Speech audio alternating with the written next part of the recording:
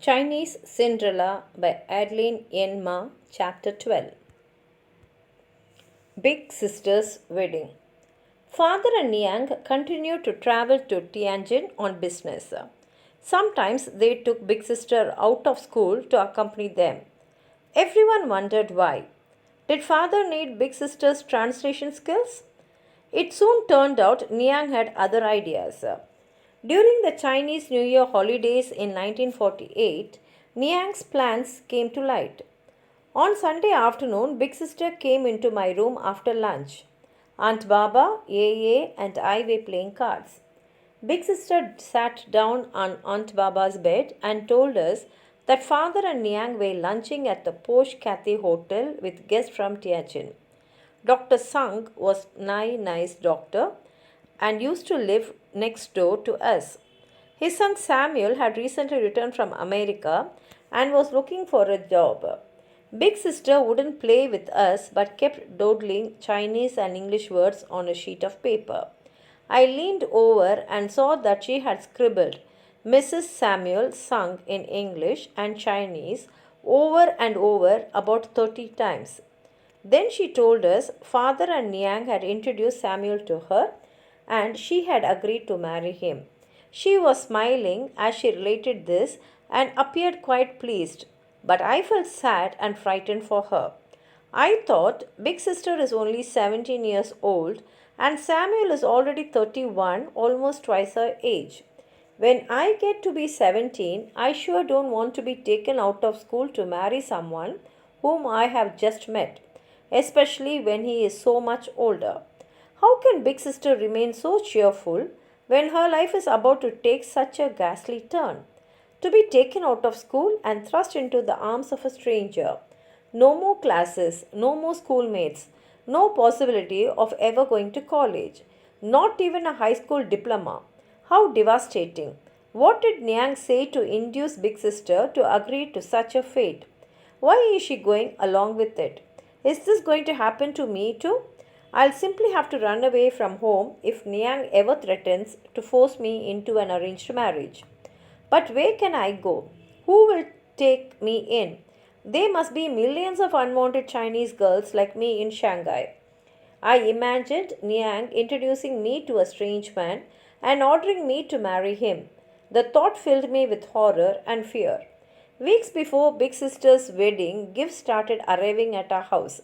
Nia carefully sorted them out and kept the best ones for herself. 3 days before the wedding, Grand Aunt personally entrusted a special small package wrapped in gold foil to Aunt Baba to hand to Big Sister.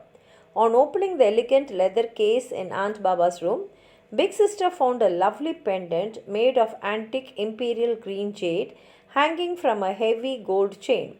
She immediately put it on and gasped with pleasure while she admired herself in the mirror. Then she begged Aunt Baba and me not to mention Grand Aunt's gift to a soul, obviously intending to keep the pendant without telling Niang.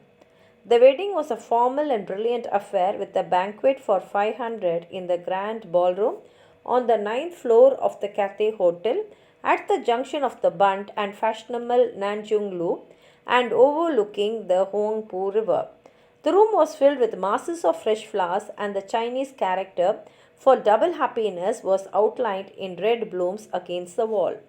Big Sister was elegantly dressed in a beautiful pink coupe and silver shoes, while Samuel wore a tuxedo. Two professional radio comedians acted as masters of ceremonies. I had nothing to wear but an old pink coupe that had been handed down my big sister when she grew out of it. Though I didn't look particularly nice, at least I didn't stand out and no one noticed me. My three older brothers, however, were having a horrible time. For this special occasion, father had ordered them to have fresh haircuts. My brothers' heads were shaved cleanly so that not a trace of hair remained. They were wearing identical dark blue traditional long Chinese robes with high collars and cloth buttons. As soon as they stepped into the foyer, I saw some boys their age pointing at them and snickering behind their backs. When they entered the main ballroom, one of the boy guests who recognized them from St. John's immediately called out to another across the room, Hey, it's kind of dark in here. Thank goodness, three light bulbs have just walked in. With them around, there's no need for lamps. Now, those aren't light bulbs. They are enlightened, that's all. These are three new monks who have seen the light. They have taken the vow of chastity and abstinence. From now on, they'll eat tofu only. Everyone doubled up with laughter. I cringed on behalf of my brothers. Their dilemma was compounded because all the other guests were very fashionably dressed. Men and boys wore dark western suits. Women were bejeweled and in silk kupas or formal western gowns. Fourth brother had his hair cut in the latest page boy manner. He looked very smart in a brand new navy jacket with sharply creased matching trousers, white shirt, and necktie. Little sister wore a frilly red satin dress and had ribbons in her hair and jade bracelets on her wrist. Towards the end of the banquet, I went to the bathroom. While I was inside one of the stalls, I heard one woman remark to another about the different treatment received by father's two sets of children from his two wives. Immediately afterwards, two other women entered. They were chatting and laughing, and I recognized Grand Aunt's distinct Ningpo accent. I was about to emerge and greet her when I heard the other women answer. It was Niang. A chill went down my spine. I felt guilty, though I had done nothing. I kept as still as a mouse and dared not move. The longer I stayed, the more impossible it became to come out.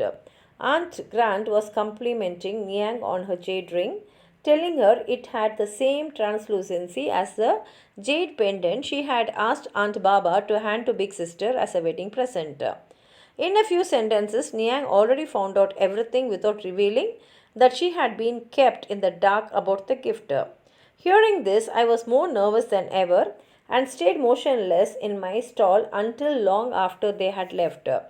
I knew my sister would get into big trouble if I didn't warn her, so I waited until I saw her going by herself into her dressing room, which was a storeroom that had been emptied out and set aside for her to change her clothes. I told her of the conversation I had overheard between Grand Aunt and Yang. Tears came to her eyes and she patted me fondly on my head. I will never forget this kindness on your part. Thanks for the tip off. You are the best sister in the world and I will always be indebted to you. For the first time, she was kind to me and I felt very close to her. Later, I saw Big Sister and Yang walking towards the balcony and talking privately just before she and Samuel left for their honeymoon. Was she able to explain it all away? I hope so. I only wished I could have helped her more. Next morning, third brother told me he had been playing hide and seek on the balcony of the Cathay Hotel after the wedding banquet when he overheard Big Sister and Niang talking. He had been hiding behind a large potted plant and could hear them very plainly. In a tone full of regret and self reproach, Big Sister was confessing about something on her conscience which did not permit her to remain silent any longer. Although Aunt Baba had sworn her to secrecy and advised her not to reveal to Niang Grandaunt's wedding gift of a jade pendant, she had decided to ignore Baba's instructions because our aunt was being selfish and dishonest. Besides, the piece of jade would be a perfect match for Niang's favorite jade ring, and she begged Niang to accept it. In one stroke, Big Sister had endeared herself to Niang while simultaneously denouncing Aunt Baba. Touched by Big Sister's honesty and generosity, Niang immediately allowed her to keep the jade pendant. Promising to be forever loyal to Niang regardless of Baba's sedation, Big Sister swore Niang to secrecy, thus remaining in the good graces of both while driving the wedge ever deeper between Niang and Aunt Baba. She then left on a honeymoon in an excellent mood, wearing her beautiful jade with a clear conscience. Thank you.